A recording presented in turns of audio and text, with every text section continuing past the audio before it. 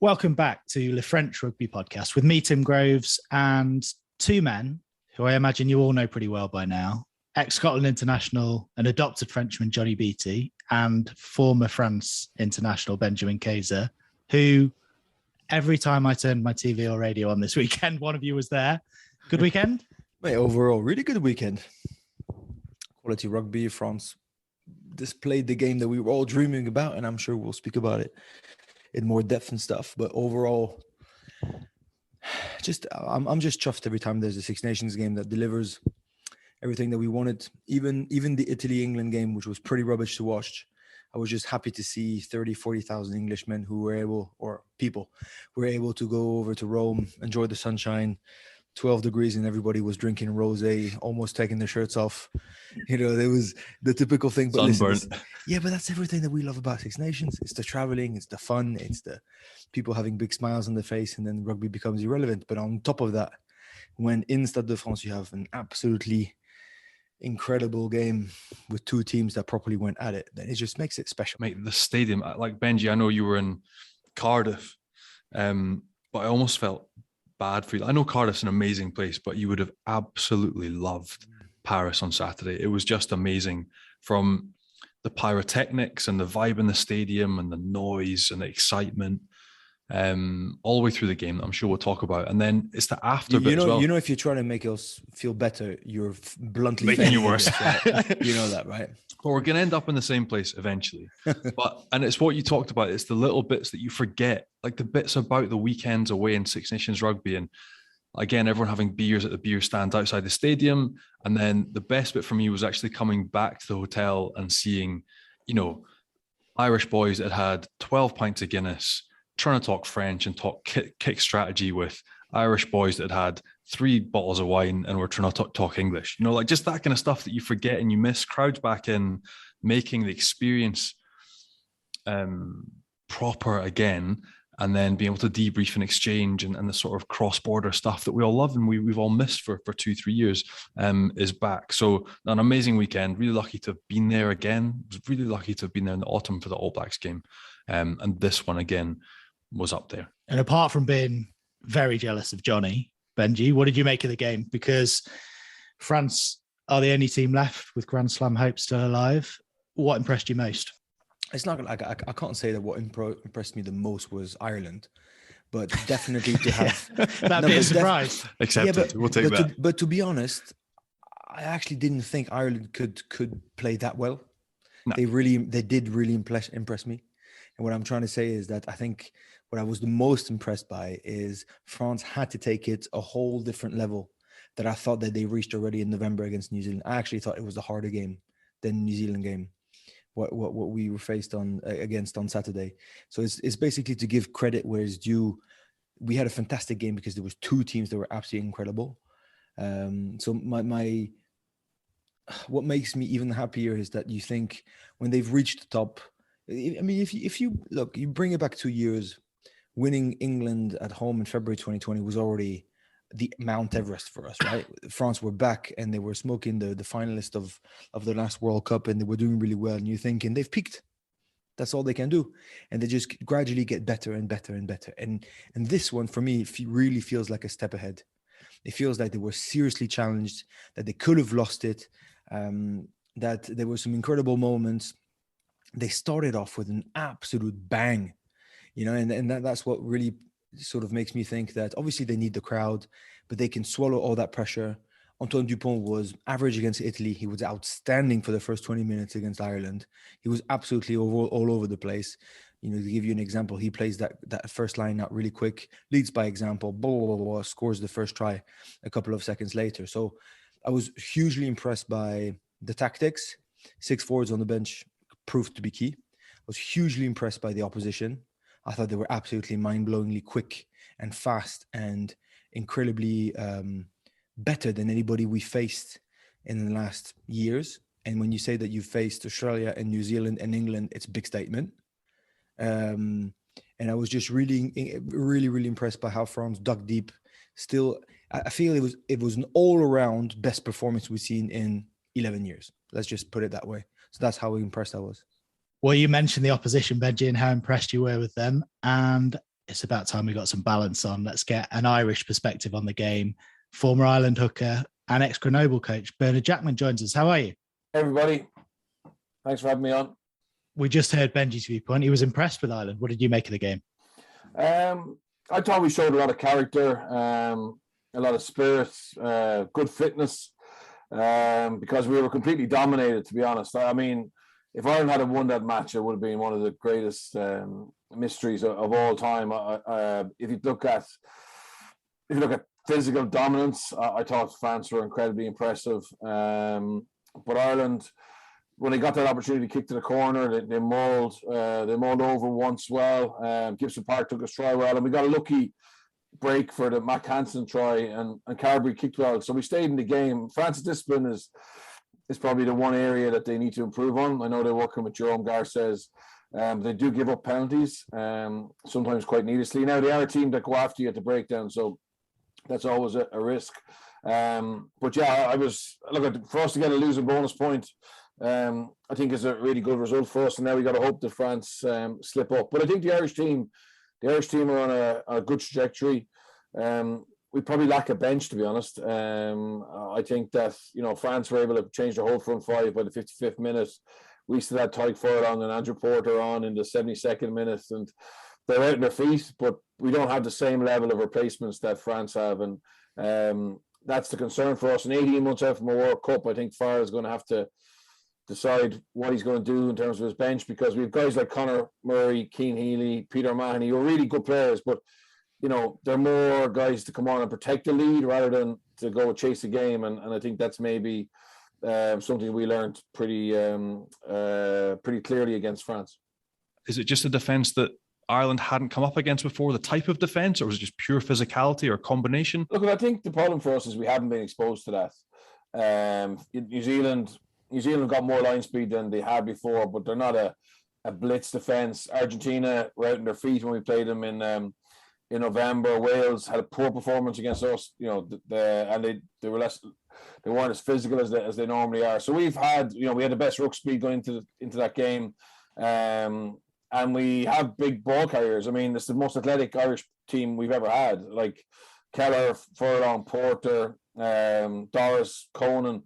It's not a small team. But against France, we got absolutely smashed. Like some of the collisions, even our big ball. The problem is Ireland have a good balance between playing front door and back door. That's been a big feature of how our attacks develop. But you can't always play back door. Sometimes you have to go to the line. And when we went to the line, I think we got hit with such ferocity.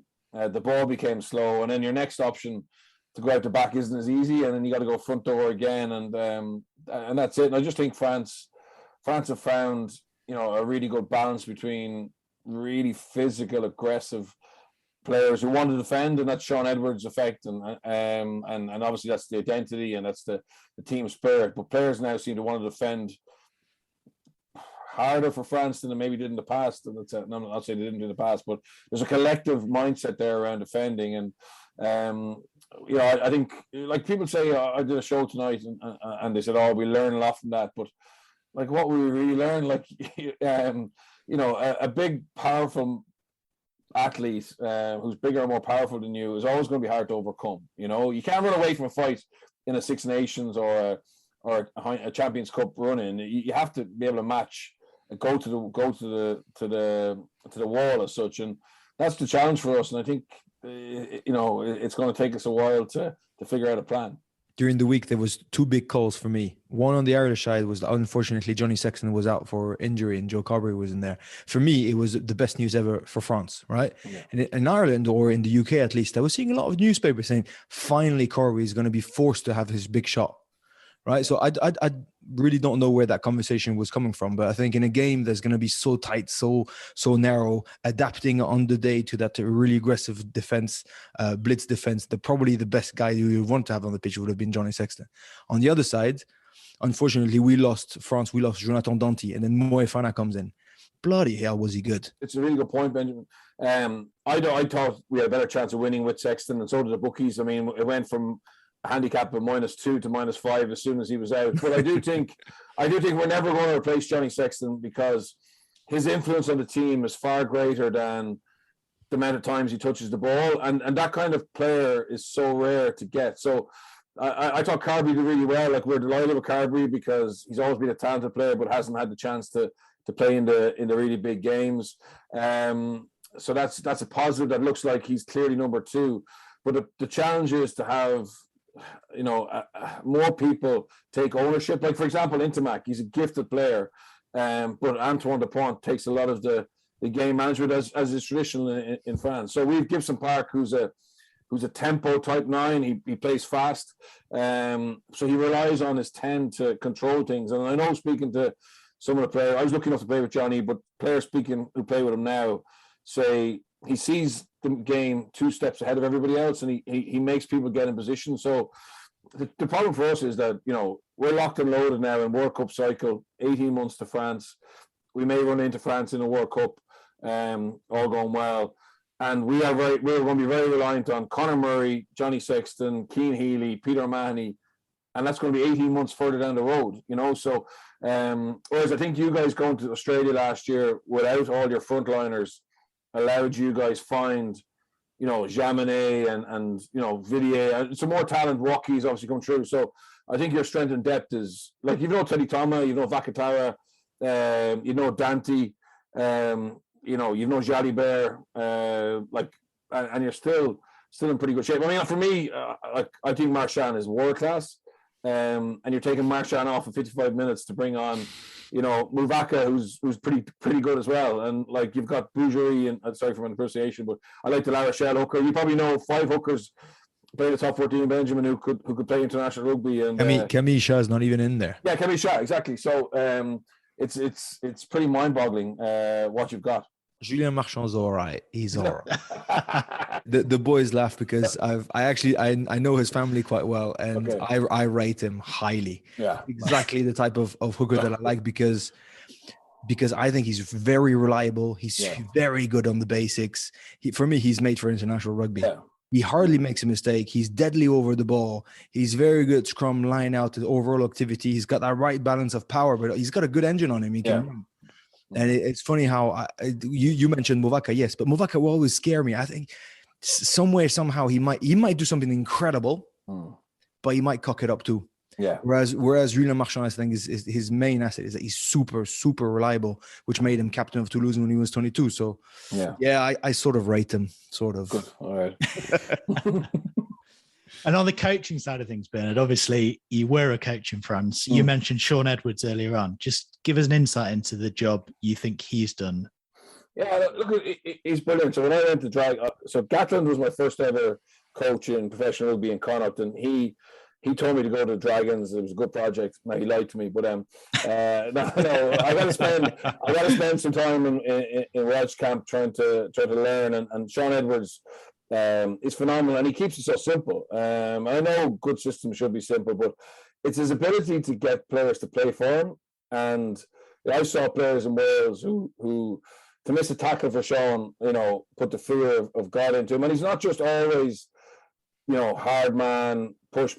He's got a softer side. He's able to build relationships. And I watched some of the stuff from, he's trying to speak French as much as he can. But I just think he was a brilliant appointment. But also, my understanding of it is that when he was approached about the job, and he obviously knows France very well, having coached Wales for so long.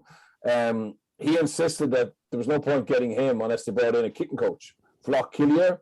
And he's like, well, look, I can put the best defensive system in the world, but if you kick really poorly all the time, no defense is going to be able to withhold that. So himself and Flock Killier, built their kicking strategy, and obviously, I think both are much improved.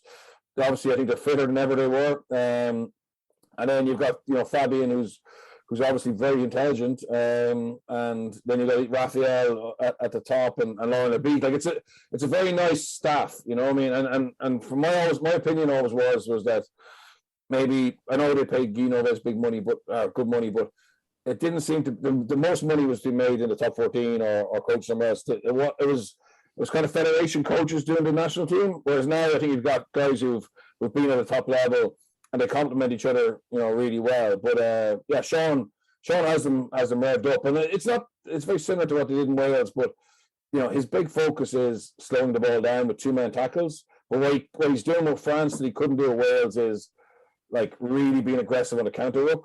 And that's probably because, it's not even the big guys. Villiers can get it started. And once they see once someone gets a little bit of go forward, they just flood that breakdown and it becomes a nightmare. Saw a really nice piece in French media this morning. Fabien Galtier was just saying that when they were handing out the jerseys on Friday, Gabin Villiers stood up in front of everyone and said, "Lads, this weekend it's going to be absolute war, and I'm going to be at the front." And he absolutely freak show for the size of him. What mad. He gets through, and again, from being turned away at Rouen as a scrum half, being told, "Mate, you can't pat, you can't catch, you can't kick. Your heels click together when you run. Go and do something else." Like to where he is now. It's insane. I wanted to ask you a little bit more about Fabien, because obviously you've been a head coach in the top 14. You've coached against Fabien when he was at Montpellier. When he was there coaching me, you coached against his blitz defense as well when we were at Montpellier. We played them out in defense. What kind of job? You mentioned his staff there, but you mentioned intelligent coaching against them. What is it that you've seen, and what is it that you enjoy about Fabien Galtier as a head coach, the way he sets up his teams and the bloke? Look, I think my understanding of it is that he found coaching club players very frustrating, and it's the 48 weeks of the year. He's very intolerant, and probably going week to week doesn't suit his personality because he's a bit of a perfectionist.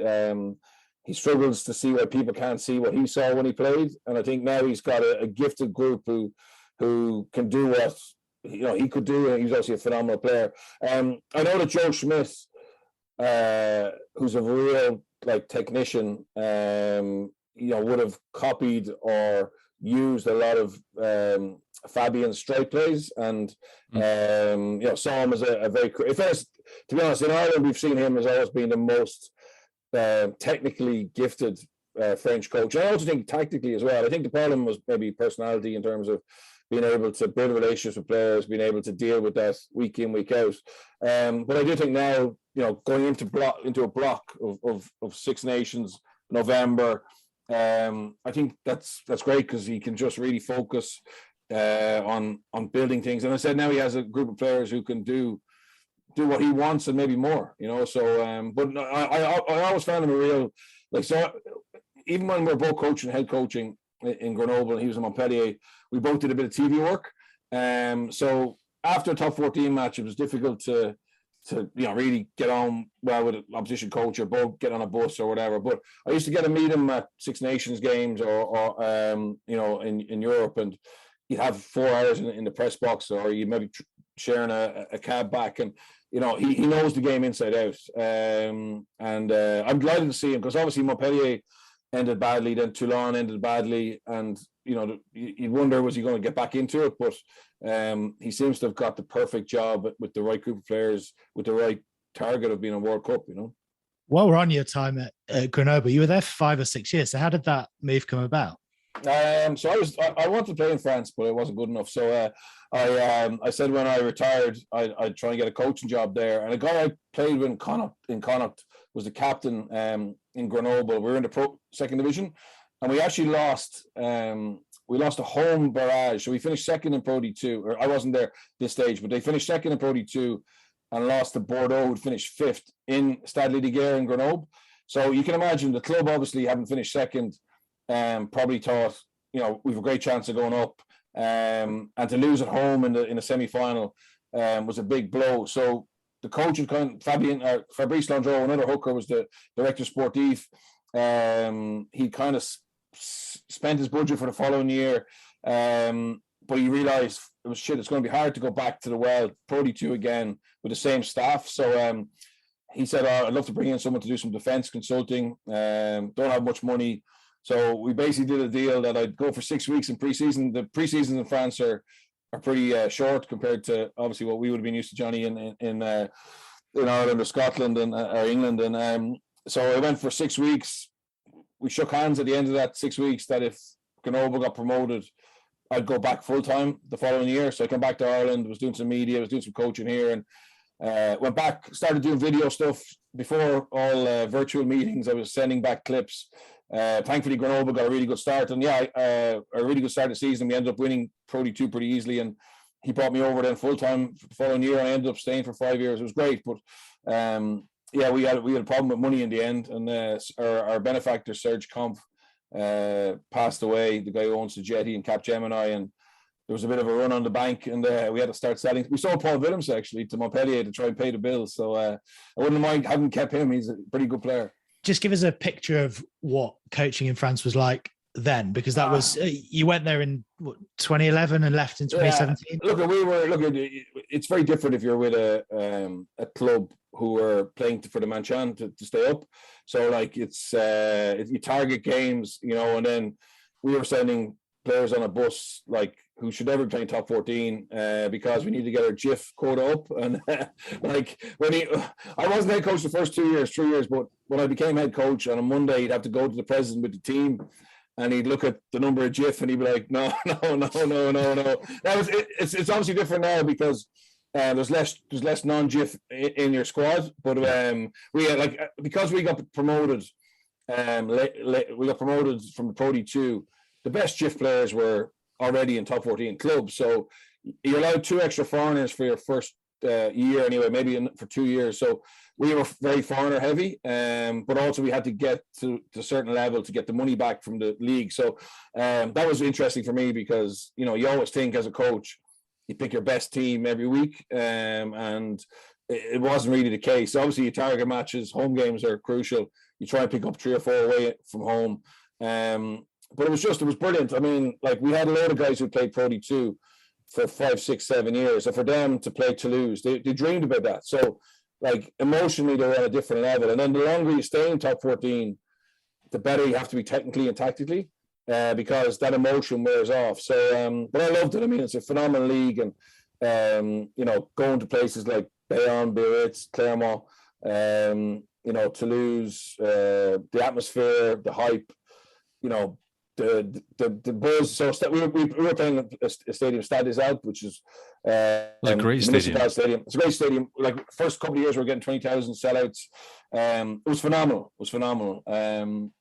French rugby was brilliant. But some good stories. Fabrice Landreau was a good character as well, and I didn't understand half the things he was doing, but they worked for 4 years, and he kept us up, which is great.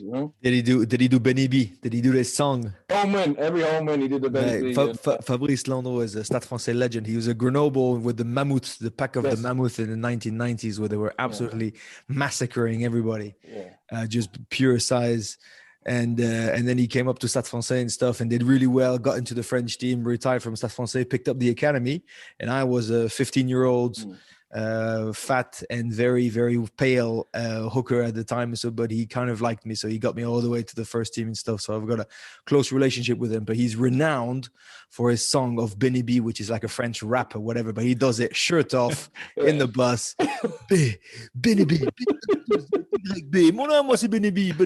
Whatever, he just does it, and he's a legend. Absolutely, but he's a legend. But great story about him. So, Anglo-Saxon mentality, right? So you're every game you try and win. But he was brilliant at targeting games, and half the fun was on a Monday morning he'd be looking at all the other results, and then he'd be looking at the calendar, and he was saying, right, Brive are going to go to Racing, they get 1 point there. Perpignan are going here, and so basically it all worked out. So we had 4 games to go, and he basically worked out that we were safe. And anyway, so he sent a couple of our foreigners back to New Zealand, so they get an extra 3 weeks holidays. We had a couple of guys who needed operations. He sent them to get operations, right? So we were left with basically just a very young team, and some guys that we weren't keeping the following year, so they were totally unmotivated. So anyway, results went against us, right? So we knew we weren't going to get anything, but other teams won games that they weren't supposed to.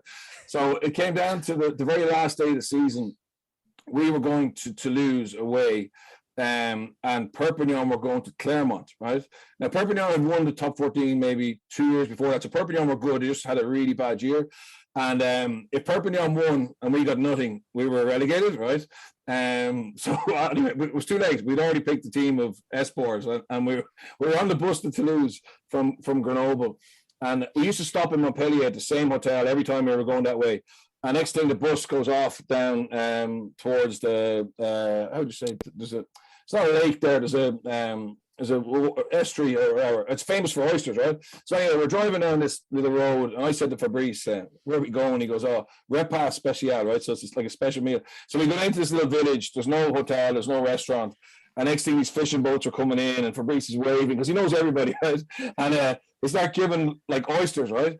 So the lads are smashing oysters, and there's no carbs, there's no rice, there's no pasta, and we're playing Toulouse like that evening, right? So I said to Fabrice, there's no carbohydrates. He goes, to our zone, right? So he goes off.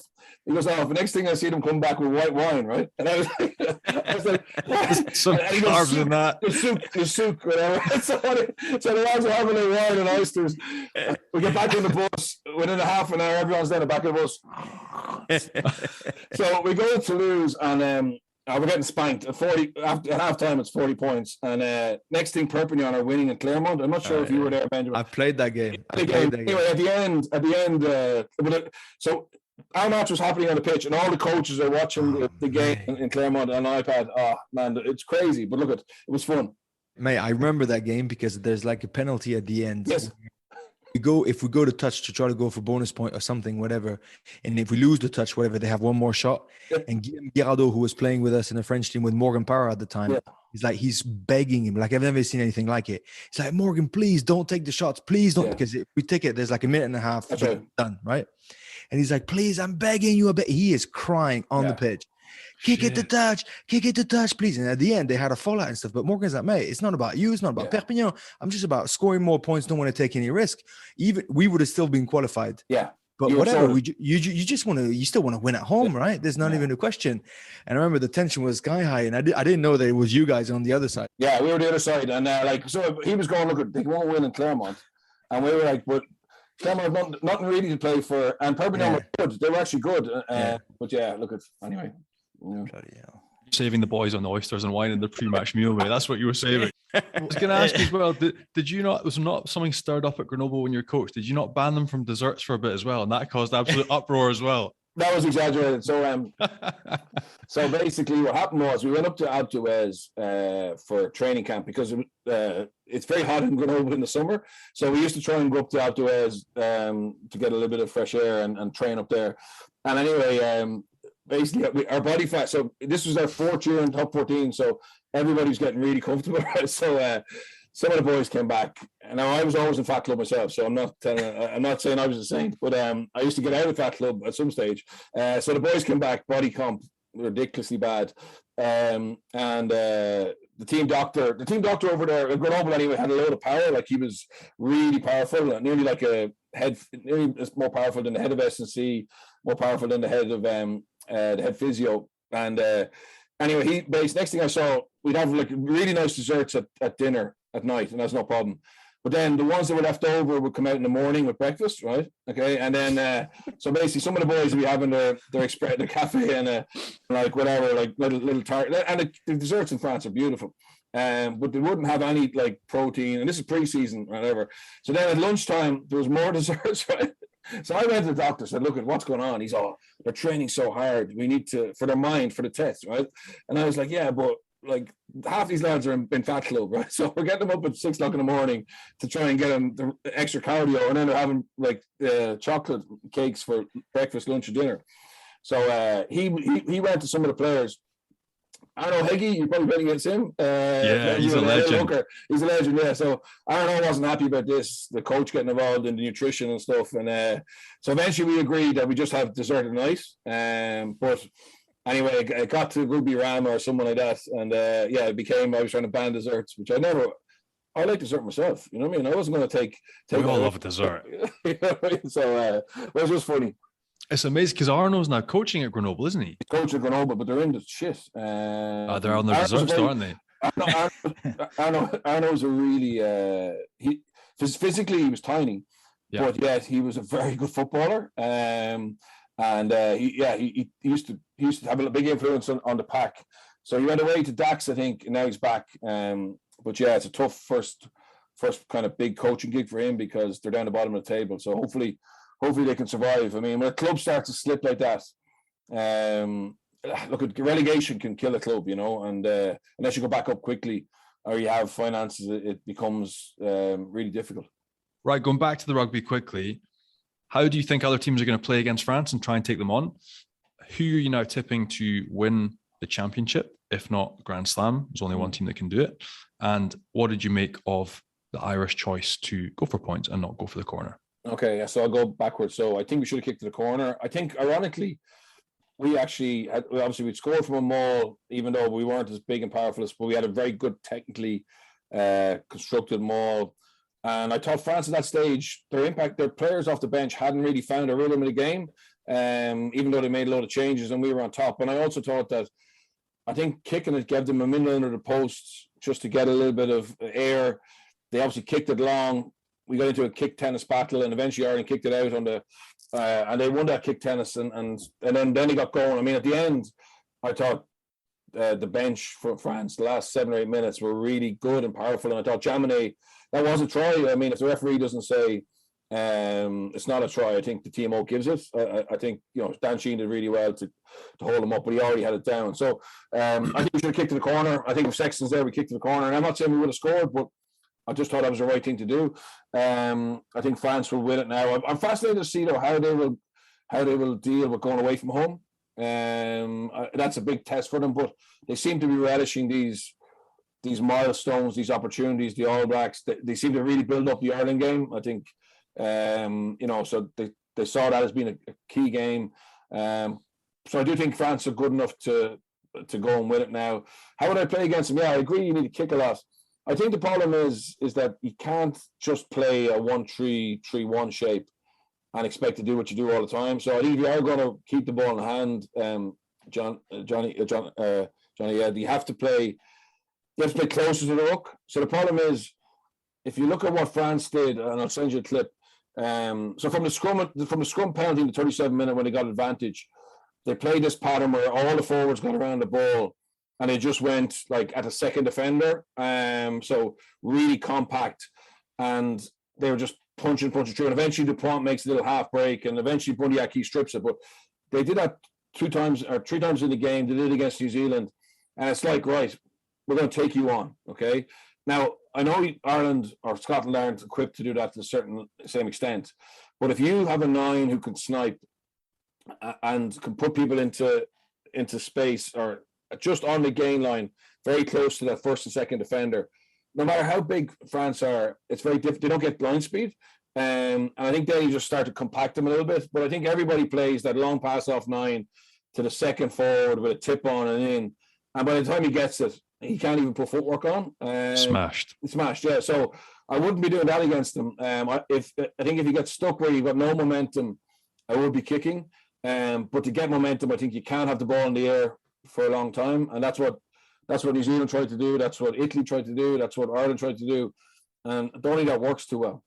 Just one quick one before we let you go, Bernard. You mentioned at the start there is every chance that these two will meet again in a World Cup quarterfinal, and we know Ireland's history in them. Yeah.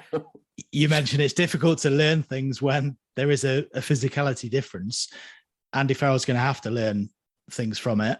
Is there a sense of trepidation that you might meet them next year? Absolutely. I think because I think they're on track to be, for me, the top 3 in the world by then.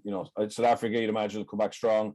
Obviously have a very predictable game plan to do really well. New Zealand, in a year's time, they should be in good shape. But I think France are shaping up really well. The problem is that the players will know how powerful France were. They'll have experienced. I mean, you watch back that match, I'm sure you have, like some of the cleanouts, some of the carries in contact, the meters after contact were scarily good. And I think it's very difficult to con a team that, doing an extra weight session or a little bit more of a breakdown technique is going to make any difference. There's a clean out by Penno and Mofana on Bundyaki. He just goes flying. You know what I mean? There's a clean out on Josh van der Fleer, I think, by Aldridge in that series. Like, okay, it's illegal, but like it doesn't matter. Once you're going forward, like France are going forward, the referee will give you the benefit of the doubt. And I'm interested actually. the role that Jerome Garces has, Benjamin, in that coaching setup. Like, is he there just to referee training, or is he there to build a relationship with the referee that's coming up that week? It seems. I know that Montpellier brought in an ex-referee as defence coach. I wouldn't be giving referees coaching jobs now, but what's his role there? I think you're a clever bugger, because definitely a big role for him, and you know how important it is before a game, especially international game. A big role for him is to sneak in information into the refs before the game. Yeah, I mean, I think Joe Schmidt is worldly renowned for the amount of information he used to send to refs before a game. And it was almost too much to the point where they're like, mate, we only have a week to look at them. Keep your clips for you. It's just simply too much, right? So you're completely right. He's there for that. But it's also feeding information, which is fair, which is true, and with the relevant amount of expertise and pointers that make it digestible for refs, right? To you can sum it up in a way that will actually speak to them. Secondly, he definitely works very much a bit like what Richard McCaw used to do. What's the rule? How can I get around it? Yeah. Type of mindset. But thirdly, which is the main reason why France are doing so well, is that I think obviously you experienced Grenoble, but I was in the French team for 10 years. I thought I dropped 1 or 2 levels of intensity during the weeks whenever we would come up for the French team. Fabien Galtier has transformed this, and he called this the high intensity workouts, whatever. They do basically a full on opposition for 25 to 30 minutes every week. And it's usually on the Wednesday. It's a full tilt, apart from don't kill yourself. You know, that the famous 90% rugby, which intensity, which doesn't really exist, right? It's either 100 or 50. And they do that with a ref. So they were full tilt, non-stop, repeating those efforts of how exactly what you mentioned. Damien Penaud, let me tell you, if he does a clean where he melted somebody, that means he must have tripped over something, or he was really, really scared of being dropped if he didn't do it, because it's definitely not something that he likes. So his role is absolutely huge. Figuring out ways around the rule with players, especially around rucks and around the forwards play, feeding information to the refs before the game, and potentially getting feedback after the game. Yes, getting their points across, because you know that the winners sort of dictate the way that the games are refed 100%. And then there's also a big element of those Wednesday high intensity sessions that he refs. There we go. Thanks ever so much for coming on and sharing your insight, Bernard. And mutual love there. Benji said before you came on he was impressed by Ireland. Fair to say you were impressed by France. No, absolutely, yeah, for sure. No, and look, guys, thanks for having me on. I listen to this podcast as often as I can, and I really enjoy your expertise, analysis, and fun. Thanks a lot, mate. Thanks for joining us, Bernard. Okay, take it easy, guys. Bernard pretty much nailed everything in his coaching analysis there, but anything to add, guys? The only thing I can add is that when he says he doesn't want to go back into coaching, he's bluntly lying to us, man. He's made for it. He's made for it. He absolutely adores it. You could tell he's got a big smile on his face when it's about having a look at who did what and how, and understanding things around it. No, I think he's got a really great rugby brain with a lot of expertise and love for the game.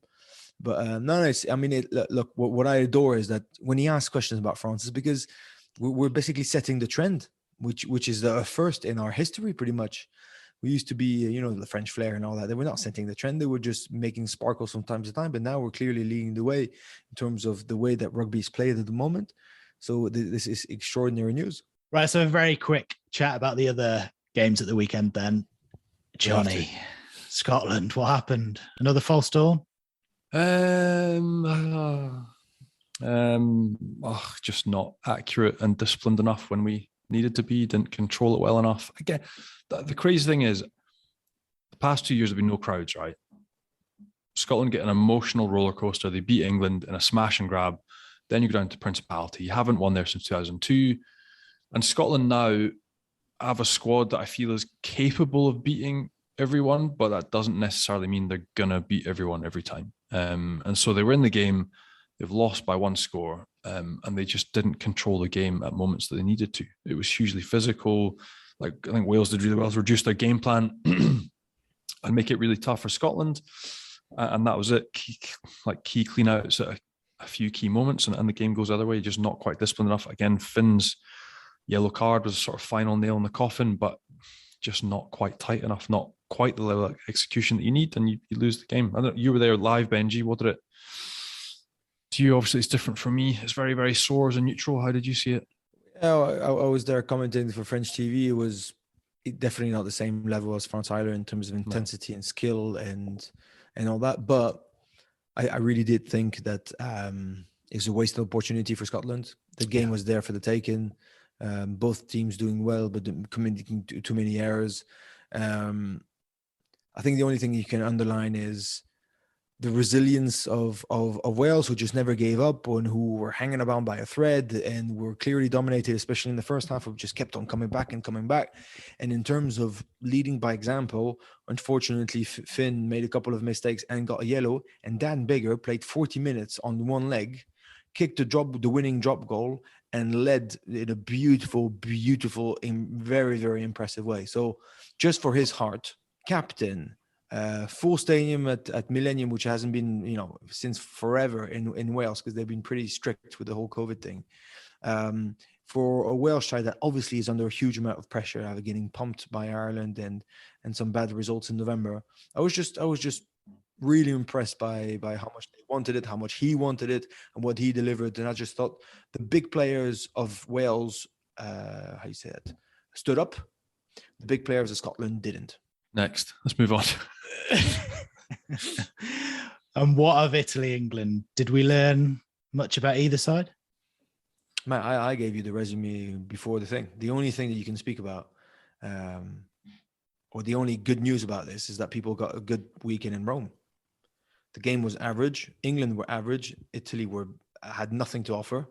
In the second half, there were bits of it that I was just actually a little bit embarrassed about. Really? The second half, some bits were terrible. When you're already down by 30 points and you're still kicking in the corner and still kicking. That's the bit up. There's nothing. For me, there's nothing. It's not even they're getting intercepted or a flick pass that pops on the floor and it gets picked up or something. There was nothing in the second half, and even England didn't really play well in the second half. So nothing to offer. The sad bit for me was that Italy managed, I think it was 17 visits to England's 22, and they still didn't come away with the points. They just don't have that cutting edge yet. I mean, that being said, their under-20s beat England at the weekend 6-0. Their under-20s smashed Scotland. So, there's kids coming through, and obviously in this test team, none of them have got caps. They're completely inexperienced. It's so youthful, but that was it. 17 visits, take something, bring something to the game. They scrapped. They tried to grind it out, but then again, for me, you hit the nail on the head. The bit that I almost turned off the TV was, I think England had maybe 50, 60 minutes, an attacking maul that sort of comes to nothing around about the halfway or 40-meter line for Italy, and they box kick. And I was just like, just come on, something different, spectacle, a change in mindset, because you've got the players, you've got the caliber, but it's like they're so set in their ways. I understand there's different ways of winning games, but you just want to see them spark and fire and be creative and have fun. And I think that's what you get from the French side at the minute is you see how much fun they're having, what it means to them, what it means to the public. England right now they're winning games. Eddie Jones still has the highest win percentage of any English coach, but they just look bored. And I think people are bored watching them, which isn't great.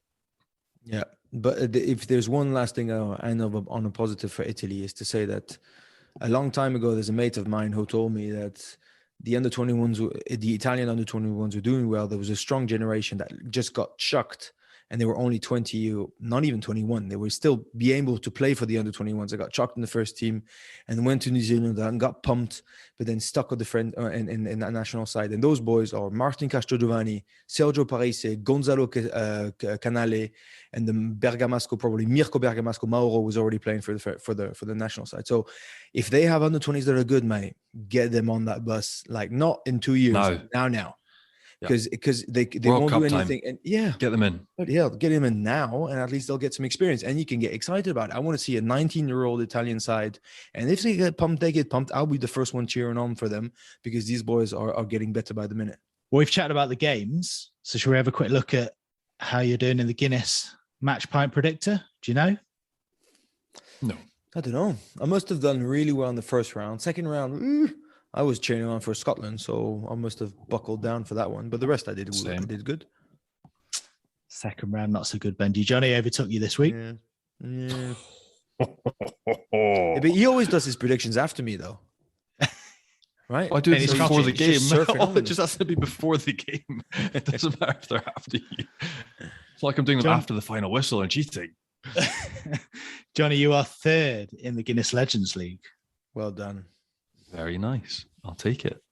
Well, there's no Six Nations games this weekend, but that doesn't mean there's no chances to win prizes. There is a Guinness Sports Quiz on the Matchpoint app this Thursday. No doubt you'll both be taking part. Yes. I'm in. The format is simple. It's like a pub quiz. You got 10 questions to answer. You're marked on getting the question right, how quickly you do it, score more than 200 out of 300 points to beat the quiz and bag yourself a free pint of the black stuff. Free black stuff. I'm in. Right. Let's do a trial run.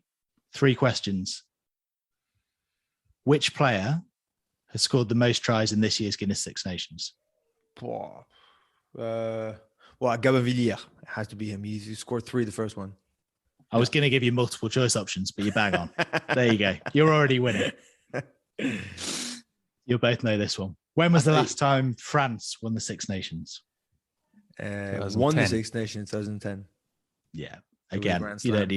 don't need I got all right. extra points. Extra Hey, points. you make them harder, Tim. Come on. Which player holds the all-time Six Nations point scoring record? Dimitriashvili. It's not a Frenchman, Benji. It's not a Frenchman. Sorry. Johnny. O'Gara. Nearly. Nearly. O'Gara. Nearly. Well done, Johnny. There you go. Do you know how many points? Between 500 and 600. 557. Well done. Ballpark. I'm in there. Bonus point. When are France and Mexico win the Six Nations? Oh, hello. Oh, gee, 2022. Johnny? They've got it in them. I think they've got it in them this year, mate. I think so. Hard to argue with that. To take part yourself, just fire up the free Matchpoint app on Thursday of this week and head to the Guinness Sports Quiz. And in the meantime, there were more than 20,000 pints won last week. For anyone who has a free pint to claim, head into the Pint Predictor, go to prizes, and you'll be able to find more than 3,500 pubs where you can claim your free pint of Guinness. Beautiful. Right. It's about time we did our meter moment of the week, isn't it? So do you want to go first, Benji? Yeah, I'll go first because I'm sure Johnny, and completely rightfully, will pick out some incredible moment between France and Ireland, most probably in the French side. And I think you will be totally right. I just want to give a big old shout out to Dan Bigger. I thought he did incredibly well. So my meter moment would be his last, especially his second half against Scotland, where he was absolutely on one leg. And he took a couple of big hits just before halftime where he stayed on the floor, and then he got backed up and he limped his way back in.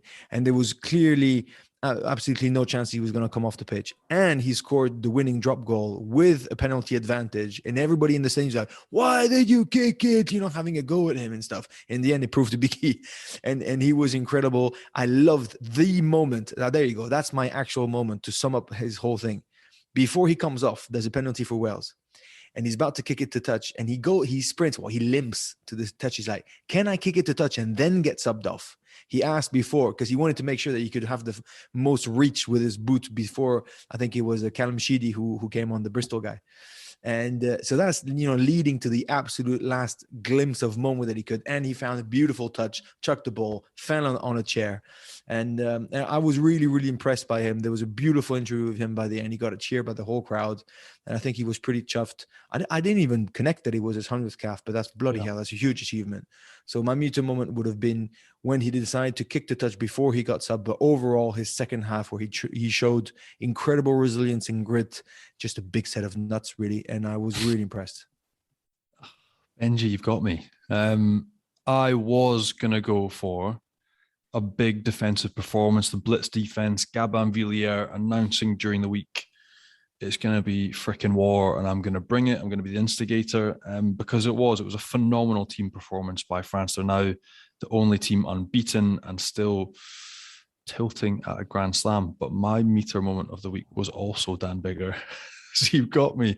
I thought the exact same as you. The way they got humbled as well in Ireland the week before, they needed an emotional change, as did Scotland, to continue and potentially win that game. But the way he led on his 100th, the way he kicked, a huge day for him. Him and his team, they found a way to grind it out back in Cardiff at the Principality, which is such a hard place to go. But 100 test matches just in itself is phenomenal.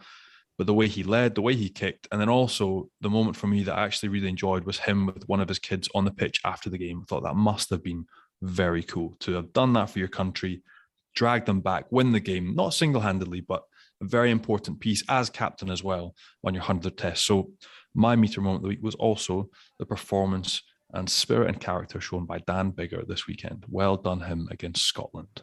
Pains me to say it, but well done you. That was Benji and Johnny's Meter Moment of the Week. And Meter is the world's #1 wireless meat thermometer, recently making over 11 million cooks better with their game-changing app and completely wireless Bluetooth meat probe. If you've ever said your pork or turkey's dry, then Meter's for you. And you can use it on a barbecue, in the oven, or in a pan. Enter a whole new world of cooking and join the Metaverse at meter.com. And just use the code FrenchPod10 at checkout for 10% off any full price item as well. And from the 11th of February to the 11th of March, you can be in with a chance of winning a trip to Marcus Borden's UK barbecue school in the heart of the Devon countryside with every purchase of an ultimate bundle. Ooh la la. Just find the golden ticket and enjoy a day in the smoky, meaty paradise of Country Wood Smoke HQ. For more details and to be in with a chance to win, visit meter.com and look for the ultimate bundle. Willy Wonka's golden ticket for beef. Is that what I'm hearing? Smoky paradise with the gold. I'm loving this. The stuff Heaven that your as well. Let's dreams get are down made there. of, Benji. Mate, it sounds pretty dreamy, I must say. Shall we briefly touch on the top 14 before we go as well? No. We'll start there then, Benji. I wasn't gonna, but it was your favourite game of the season and didn't go too well. Mate, there's something wrong with my boys. So, no, for one, I'm not going to speak about their defeat in Brive. Rubbish game. They got melted. To be honest. What, on the oysters and wine pre-game or just like during the game? No. Just they got taken on everything that I hate to admit, but they got taken on heart. They got taken on determination. And Brive got a shit ton of that, and they did well. So the only good news is that there's a young, exciting 10. I think it's Miche, his last name, Gabin Miche, who looks pretty handy, pretty good, pretty hot. The also good news is that my mate Said Iresh announced that he was staying at Brive for another year, and he's a top human being. And he's going to do really well. But in the end, in the derby, even if I don't think it's a derby of the Massif Central, they got melted in the end, and that's disappointing. And it's the up and down sort of performances of Clermont that are getting a bit frustrating. Even though I am mega excited about Champions Cup 8th of final, Clermont Tigers. That would be ideal. Home and back. That'd be a perfect way for me to call it work, but also to have an excuse to go back to Clermont and then to go back to Leicester. So I just want them to be better than what they were last Saturday to seriously have a chance to actually, causing an upset at Welford Road, because otherwise it will be a long afternoon. We don't want to talk about Clermont too much this week, Benji, but we'll ask you about Toulon then, because you know Franck Azema very well. Yeah. Johnny, we spoke about it last week and you mentioned Pierre Mignoni's name. Now he's leaving Lyon, being linked to Toulon. I don't know if you've got any intel at all, Benji, but they had a big win this week against Bordeaux, but also Ebenet Sabeth is off at the end of the season, early in his contract. Carbonell's going to Montpellier. What's going on with Toulon? Clearly something Exodus. Not great, that's for sure. Listen, I think Carbonell is a little bit different. Carbonell has been under a lot of pressure to start.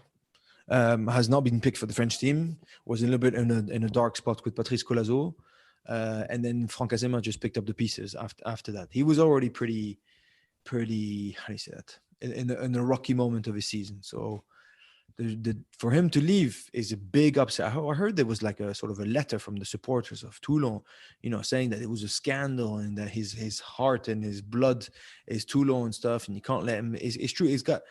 Him leaving is Morgan Parra leaving Clermont, right? There's big symbol to it, much more than just any other player leaving. Eden Etzebeth is a huge loss in terms of player, yes, but if he decides to leave, he decides to leave. His home is not Toulon, so at least he's always got the good excuse. If Carbonell tells you, I want to leave the club, that means there's a serious problem. So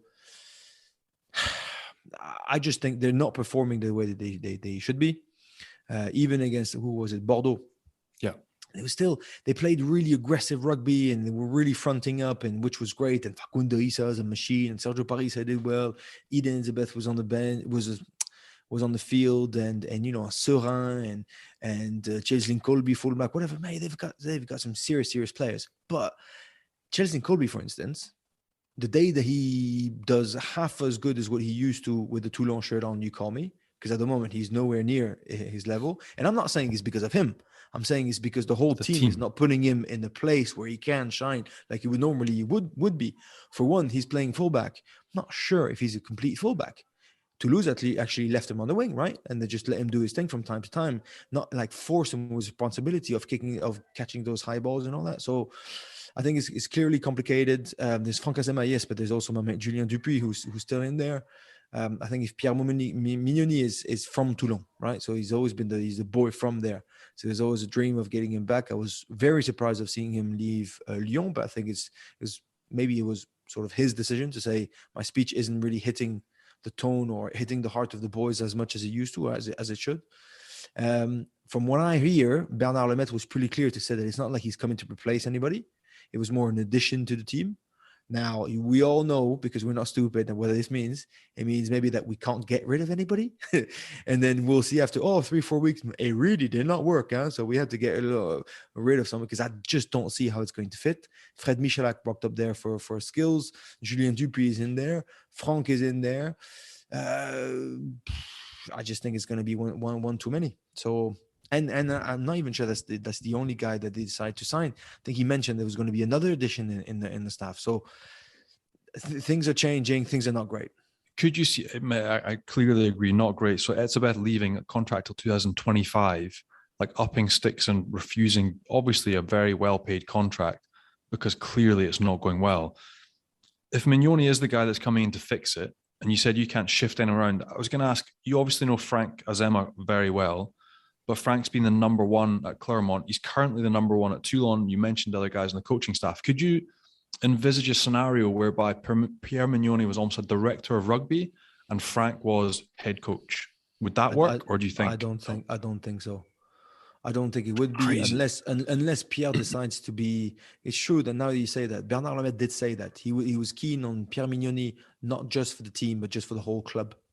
So there's an idea that he could be sort of development director of rugby, but in the big sense, oversee the whole sporting operations, not on field. Yeah, because I think Pierre Mignoni needs a bit of a breathing time, because he was saying that he was a bit suffocating at the end in Lyon.